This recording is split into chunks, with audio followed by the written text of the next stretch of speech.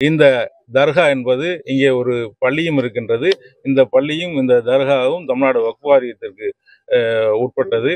அந்த தர்காவினுடைய பள்ளிவாசல் தான் இங்கே செயல்பட்டு கொண்டிருக்கின்றது. எப்படி சொந்தம் இல்ல வக்ஃப் போர்டுக்கு இப்ப ஏற்கனவே மத்திய அரசாங்கம் அதுக்கு திரு ஜெகதம்பிகா பால் முன்னாள் உத்தரப்பிரதேச முதல்வர் அவர் தலைமையில கமிட்டி போட்டிருக்கோம். இவங்க வக்ஃப் போர்டுன்னு சொல்றது அத்தனையும் fraud.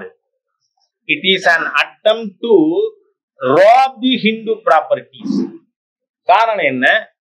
இந்த பிரச்சனையை முத வெளியில கொண்டு வந்தது ஹெச் ராஜா தான்.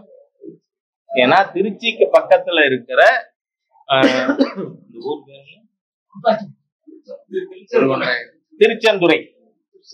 திருச்செந்துறை கிராமத்துல அங்க இருந்த மக்கள் எல்லாம் எனக்கு போன் பண்ணாங்க. என்னன்னா அங்க ஒரு பெரியவர், அவர்கிட்ட இருக்கிறதே 1 ஏக்கர் 20 சென்ட், மகளுக்கு கல்யாணம் வச்சுட்டார், அதை விற்கணும்னு ரிஜிஸ்டார் ஆபீஸ்க்கு போறார்.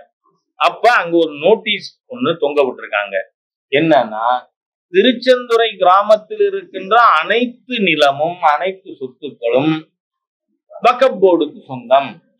அதனால நீங்க வக்ஃப் போர்டு கிட்ட என்ஓசி வாங்காமல் யாரும் விற்க முடியாது.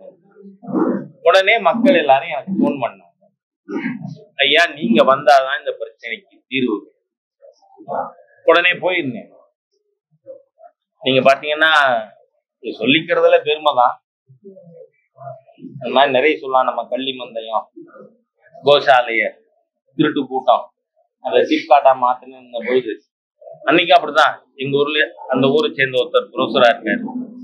அவர் ஐயா நீங்க நாளைக்கு காலையிலக்குள்ள அங்க கள்ளி மந்தயம் போகணும், இல்லைன்னா அவங்க சர்வே பண்ணி அந்த கோசாலைய சிப்காட்டை மாத்திடுவாங்க, எடுத்துக்கலாம்.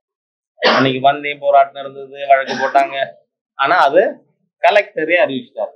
அந்த மாதிரி அன்னைக்கு திருச்செந்துறையில டிஆர்ஓ எல்லாரும் பத்திரம் போட்டுக்கலாம், வக்ஃப் போர்டோட என்ஓசி தேவையில்லைன்னு. அந்த மாதிரி நாடு முழுக்க வக்ஃப் போர்டுக்கு சொந்தம்னு நீங்க அந்த திருச்செந்தூர்ல இன்னும் கவனிக்க வேண்டிய விஷயம் என்னன்னா, அங்க ஆதித்த கரிகாலன் காலத்தில் கட்டப்பட்ட சந்திரசேகர சுவாமி கோவில் இருக்கு, சிவன் கோவில். எப்ப கட்டப்பட்டது? ஆதித்த கரிகாலன் காலம். அப்போ 1200 வருஷத்துக்கு முன்னாடி, இந்தியாவுக்குள்ள இஸ்லாம் வர்றதுக்கு முன்னாடி, ஏன்னா இஸ்லாம் தோன்றியே 1400 வருஷம், 1200 வருஷத்துக்கு முன்னாடி ஆதித்த கரிகாலன் கட்டின இந்து கோவில் யாரோட சொத்து? வக்ஃப் போர்டுக்கு. அந்த மாதிரிதான் இது. It is an attempt to rob Hindus of their temple, the Hindus properties. ஏன் இந்த பழனிக்கு பக்கத்துல பாலசமுத்திரம் 1000 வீடு இருக்கு, அது பூராத்தையும் காலி பண்ணுன்னு. அப்ப நான் சொன்னேன், ஹெச் ராஜா சொல்றவரை காலி பண்ண மாட்டேன்னு சொல்லுங்க, பாத்துக்குவோம். என்ன அராஜகம், எதை எடுத்தாலும் வக்ஃப் போர்டா? அதெல்லாம் இந்தியாவில வச்சுட்டு இருக்க முடியாது. நீங்க இந்த மாதிரி கோவில் எடுக்கிற விஷயத்தை சொல்றேன்னா, அதனால அது வக்ஃப் போர்டுன்னு சொல்றதெல்லாம் விதட்டம். இப்போ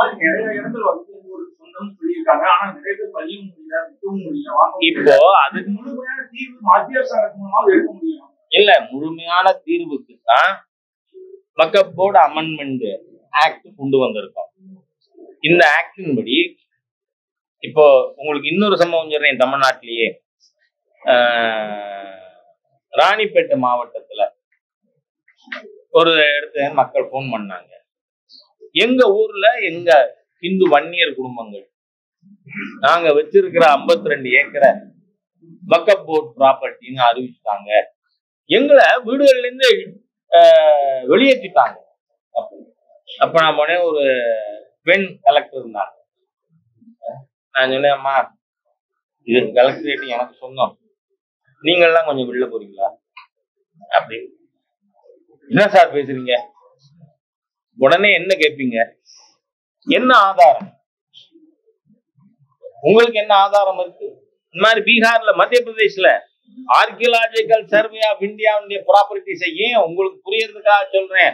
தாஜ்மஹால வக்ஃப் ப்ராப்பர்ட்டின்னு கிளைம் பண்ணியிருக்காங்க. அந்த மாதிரி எல்லாத்தையும் இவங்க கிளைம் பண்றது. இது எந்த அளவுக்கு மோசமா இருக்குன்னு சொன்னா, 1996ல நரசிம்மராவ் அரசாங்கத்தினுடைய இறுதி கட்டத்துல வக்ஃப் போர்டு அமெண்ட்மெண்ட் ஆக்ட்னு ஒண்ணு கொண்டு வந்து, அதன் மூலமா அன்னைக்கு அந்த அமெண்ட்மெண்ட் ஆக்ட் வரும்பொழுது வக்ஃப் போர்டுக்கு இருந்த மொத்த இடம் 4 லட்சம் ஏக்கர். இன்னைக்கு எவ்வளவு தெரியுமா நண்பர்களே? மூச்சு கீச்சு நிரண்ட போகுது உங்களுக்கு. 12,80,000 ஏக்கர். இத்தனை வருஷங்கள்ல வக்ஃப் போர்டுக்கு இருந்தது எவ்வளவு? 4 லட்சம் ஏக்கர். இந்த சட்டம் வந்ததுக்கு பிறகு இருக்கிறது எவ்வளவு? 12,80,000 ஏக்கர். அதுதான் திருச்செந்துறை மாதிரி, இன்னைக்கு நம்ம திருப்பரங்குன்றம் மாதிரி, இங்க பாலசமுத்திரம் மாதிரியா, அங்க ராணிப்பேட்டு, வேப்பூர் மாதிரி எல்லா இடங்களும். அதனால இதுக்கு தீர்வு, நிரந்தர தீர்வு மத்திய அரசு கொண்டு வருவதற்காக தான் வக்ஃப் போர்டு அமெண்ட்மெண்ட் ஆக்ட் கொண்டு வந்திருக்கோம். அதுதான் திரு ஜெகதம்பிகா பால் அவர்கள் தலைமையிலான ஜாயிண்ட் பார்லிமெண்ட் கமிட்டி கிட்ட இருக்கு. இன்னைக்கு அதுக்கான அறிக்கை சமர்ப்பிக்கப்படும். நிச்சயமா இதுக்கு தீர்வு வரும். யாருமே கவலைப்படாதீங்க. உங்கள் சொத்துக்கள், உங்கள் கோவிலை பாரதிய ஜனதா கட்சி அரசு, பிரதமர் மோடி அவர்களின் தலைமையிலான அரசு காப்பாற்றும் அப்படின்னு சொல்றாங்க.